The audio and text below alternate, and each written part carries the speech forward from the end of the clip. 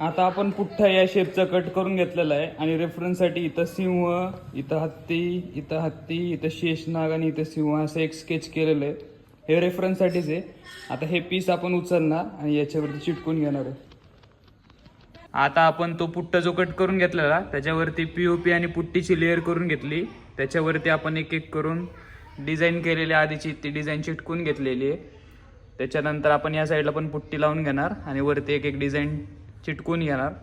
त्याच्यानंतरचा जो लुक येईल final look तुम्ही तुमच्यासोबत शेअर कराल. आणि आजचा हा फायनल लुक